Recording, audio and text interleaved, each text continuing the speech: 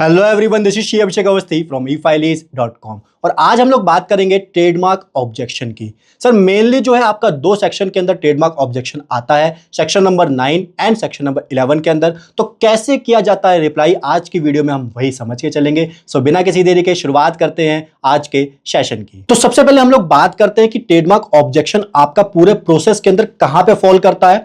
उसके लिए हमको पूरा ट्रेडमार्क का प्रोसेस ब्रीफ में समझना पड़ेगा। प्रोसेस के अंदर स्टेज नंबर 1 में आपको सबसे पहले अपना ब्रांड नेम है वो सर्च करना है। जो आपको ट्रेडमार्क लेना है वो सर्च करना है आईपी इंडिया की जो ऑफिशियल वेबसाइट है उसके ऊपर कि वो ऑलरेडी एग्जिस्ट तो नहीं करता है। आपने वहां पे सर्च किया, वहां पे दिखा रहा है कोई भी मिलता जुलता नाम वहां पे एग्जिस्ट नहीं करता है। देन स्टेज 2 के अंदर आप करते हो file TM application. Sir TM application के ऊपर सेपरेट वीडियो हमारे चैनल के ऊपर पड़ी है, आपको देखनी है, आप उसको वहां पे जाके देख सकते हो। इसको भी मैं यहां पे ब्रीफ में बता देता हूं कौन कौन से रिक्वायर्ड डॉक्यूमेंट होते हैं। आपका लोगो होता है and identity address proof of the applicant, partnership deed partnership के केस में, एंड इनकॉर्पोरेशन सर्टिफिकेट फर्म या एलएलपी के केस में। एमएसएमई की भी जरूरत पड़ जाती है अगर आप प्राइवेट लिमिटेड कंपनी, एंड अगर आपके पास है एमएसएमई तो आपकी जो फीस है उस पर कंसेशन मिलता है, कितना मिलता है, कैसे मिलता है, अभी हम लोग देख के चलेंगे। अगर आपको इंडिविजुअल स्टार्टअप ऑफ और एमएसएमई तो उस केस में आपकी जो गवर्नमेंट फीस होती है वो 4500 की होती है। एंड अगर आप हो प्राइवेट लिमिटेड कंपनी मतलब अदर तो उस केस में आपकी जो फीस होती है वो 9000 की होती है। एप्लीकेंट कौन हो सकता है? कोई भी इंडिविजुअल हो सकता है, प्रोप्राइटरशिप हो सकती है, पार्टनरशिप फर्म, कंपनी, एलएलपी हो सकती है। एंड इसके अंदर आपको क्लास सेलेक्ट करनी पड़ती है, आपका जो प्रोडक्ट है, आपको जो गुड्स है, आपको जो सर्विसेज है वो किस क्लास में फॉल करती है। एनआईसी क्लासिफिकेशन इसको हम लोग बोलते हैं। ठीक है, आपने फाइल कर दी सर टीएम एप्लीकेशन, अगला प्रोसेस होता है रजिस्ट्रार का। अब वो एप्लीकेशन रजिस्ट्रार के पास चली जाती है, रजिस्ट्रार उसको चेक करता है एंड उसके ऊपर एग्जामिनेशन रिपोर्ट इशू करता है। सर कितने दिन के अंदर इशू करता है? तो ये आपका 30 से 90 दिन के अंदर इशू करता है। ठीक है, इसके दो कंक्लूजन आ सकते हैं। नंबर 1, या तो वो एक्सेप्ट कर ले आपकी एप्लीकेशन एंड उस केस में क्या होता है, प्रोसीड फॉर पब्लिकेशन के लिए चला जाता है। बट मोस्ट कॉमनली कंक्लूजन जो रजिस्ट्रार देता है एग्जामिनेशन रिपोर्ट में वो आपका होता है ऑब्जेक्शन का। सर ऑब्जेक्शन की हम लोग बात करें तो कितने सेक्शन के अंदर ऑब्जेक्शन होती है? तो आपकी सेक्शन नंबर 9 में एंड सेक्शन नंबर 11 में मेनली जो है ट्रेडमार्क की ऑब्जेक्शन आती है। सर सेक्शन नंबर 9 में कब आती है? जब आपका जो ब्रांड नेम है वो लेक ऑफ डिस्टिंक्टिवनेस है, मतलब बहुत ही जनरल है, बहुत ही कॉमन है, उसके अंदर यूनिकनेस नहीं है। ठीक है, एंड रजिस्ट्रार मानता है कि आपका जो ब्रांड नेम है वो डिस्क्रिप्टिव नेचर का है। डिस्क्रिप्टिव मतलब क्या? आपका brand name nature, quality, purpose and characteristics of the goods and services का डिफाइन कर रहा है। एंड कस्टमरी इन ट्रेड मतलब जनरल जो कॉमन इंडस्ट्री में वर्ड यूज होते हैं लाइक शुगर फ्री वगैरह, तो उस केस में आपका सेक्शन नंबर 9 के अंदर रजिस्ट्रार इशू कर देता है objection. And at last hurt कर रहा है कोई भी रिलीजियस सेंटिमेंट, उस केस में भी आपका इस सेक्शन के अंदर ऑब्जेक्शन आ जाता है। सेक्शन नंबर 11 की बात करें तो यहां पे ऑलरेडी सिमिलर एग्जिस्टिंग ट्रेडमार्क उसको दिख जाता है। मैंने ये नहीं कहा पूरा, लेकिन कुछ भी मिलता जुलता होता है तो इसके अंदर ऑब्जेक्शन रजिस्ट्रार रेज कर देता है। मतलब आइडेंटिकल है, सिमिलर है टू अर्लियर रजिस्टर्ड ट्रेडमार्क से, स्पेशली द गुड्स और services are related and public is likely to be confused. मतलब उसको लगता है कि भाई ऑलरेडी एडिडास है तो आप एबिबास के लिए क्यों ये अप्लाई कर रहा है? कस्टमर को तो कंफ्यूजन हो जाएगी ना इस केस में कि ये तो मिलता जुलता है। तो रजिस्ट्रार ब्रांड की प्रोटेक्शन करता है। ठीक है, रजिस्ट्रार को लगता है कोई मिलते जुलते नाम से अनफेयर एडवांटेज लेना चाहता है तो वो सेक्शन के अंदर ऑब्जेक्शन रेज कर देता है। And cause of dilution of the existing brand and reputation अगर हो रही है तो उस केस में भी आपका सेक्शन नंबर 11 के अंदर रजिस्ट्रार ऑब्जेक्शन रेज कर देता है। ऑब्जेक्शन के बाद यहां पे हमको रिप्लाई का ऑप्शन मिलता है एग्जामिनेशन रिपोर्ट का। एंड रिप्लाई की कोई भी फीस होती है? कोई फीस नहीं होती, ये सर फ्री में रिप्लाई अवेलेबल होता है। यहां पे मैं बोलता हूं, मैं टीएम एप्लीकेशन के टाइम पे भी बोलता हूं प्रोफेशनल की हेल्प लो, एंड यहां पे भी मैं बोलता हूं प्रोफेशनल की हेल्प लो। क्यों बोलता हूं आगे बताता हूं। ठीक है, ये कैसे करना है ये प्रैक्टिकल पार्ट है, अभी मैं आपको प्रैक्टिकल पार्ट में बताऊंगा। इसके बाद जो प्रोसेस होता है जब आप रिप्लाई कर देते हो तो दो ऑप्शन होते हैं, या तो वो एक्सेप्ट कर लेगा तो प्रोसीड टू जनरल पब्लिकेशन के लिए चला जाएगा। एंड जनरल पब्लिकेशन के 4 महीने तक अगर किसी ने ऑब्जेक्शन फाइल नहीं करी तो उस केस में आपका ट्रेडमार्क रजिस्टर हो जाता है। अगर इफ नॉट एक्सेप्टेड देन आपकी यहां पे हियरिंग के लिए चला जाता है। देन फिर आपका जो भी प्रोफेशनल है वो रजिस्ट्रार के सामने वीडियो कॉन्फ्रेंसिंग के द्वारा आपके केस को रिप्रेजेंट करता है। ठीक है, अब हम लोग समझते हैं सर प्रैक्टिकली रिप्लाई कैसे किया जाता है। यहां पे मैं पहले ही क्लैरिफाई कर दूं कि कोई भी स्पेसिफिक फॉर्मेट नहीं है जो हर केस में अप्लाई हो जाए। सर हर केस इंडिविजुअल अपना अलग केस है, उसके हिसाब से आपको रिप्लाई ड्राफ्ट करके चलना है। तभी मैं कह रहा हूं प्रोफेशनल की हेल्प यहां पे लगती है, वो आपके केस लॉ के हिसाब से पूरे केस को एनालिसिस करेगा, रिप्रेजेंट करेगा रजिस्ट्रार के सामने। ठीक है सर, अब हम लोग बात करते हैं प्रैक्टिकल पार्ट की। तो ये हमने रिप्लाई ड्राफ्ट किया, उससे पहले मैं आपको दिखा दूं एग्जामिनेशन रिपोर्ट कैसे दिखती है। एग्जामिनेशन रिपोर्ट आपकी ऐसी दिखती है। सर ये पूरा पढ़े, आपको क्यों पढ़ना है मैं पढ़ाता हूं आपको। ठीक है, आपको मेनली देखना है आपका जो ऑब्जेक्शन रेज हुआ है वो कौन से सेक्शन में हुआ है। सेक्शन नंबर 9(1)(b) के अंदर हुआ है। ठीक है, क्या कहना चाह रहा है, कहना चाह रहा है कि जो भी आपका मार्क है, जो भी आपका ट्रेडमार्क है, आपने ब्रांड नेम जो प्रपोज किया है हमारे सामने, वो इंटेंडेड पर्पस और other characteristics of the goods और सर्विसेज डिस्क्राइब कर रहा है। तभी हमने सेक्शन नंबर 9 के अंदर ऑब्जेक्शन लगा दी। ठीक है, अब हम कैसे रिप्लाई करेंगे हमको वो देख के चलना है। सर हमारा रिप्लाई यहां से शुरू होता है, हम कहते हैं रजिस्ट्रार साहब, क्योंकि वो साहब है, वो चेकर की पोजीशन पे तो वो साहब है। ये देखिए, ये है हमारी डिटेल सारी, ये हमने डिटेल फिलअप कर दी। नाउ अब हम लोग आगे बढ़ते हैं। आपने ऑब्जेक्शन लगाया है कि हमारा ट्रेडमार्क इंटेंडेड पर्पस और other characteristics of the goods और सर्विसेज डिस्क्राइब कर रहा है। लेकिन हमारी बात भी तो आप पॉइंट वाइज सुनिए।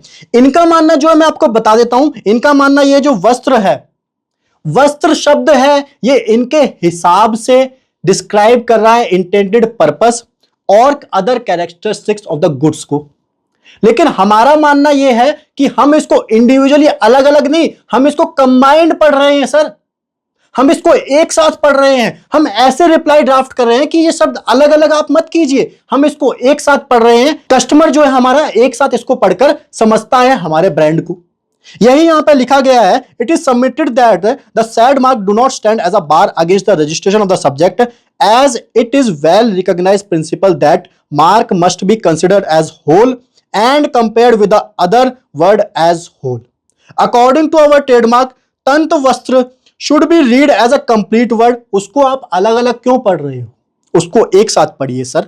Shall not be examined in parts, while तंत refers to specific type of handloom and वस्त्र means clothing in Sanskrit and Hindi. हमने यहाँ पे लैंग्वेज का भी रेफरेंस दे दिया। एक और मेजर पॉइंट मैं आपको रिप्लाई में बताने जा रहा हूं कि अगर आपके ब्रांड नेम का मीनिंग निकल के आता है, सर जरूरी नहीं है हिंदी या इंग्लिश में, आप कहीं से भी कोई भी वर्ड का मीनिंग निकाल के ला सकते हो। आपने क्रिएटिविटी लगाई है, आप जर्मन में निकाल के लाओ, आप स्पेनिश में निकाल के लाओ, आप जापानीज में निकाल के लाओ, कोई सी भी लैंग्वेज में अगर आपके ब्रांड नेम का मतलब निकल के आ रहा है तो उसको अपने रिप्लाई के अंदर ड्राफ्ट कीजिए।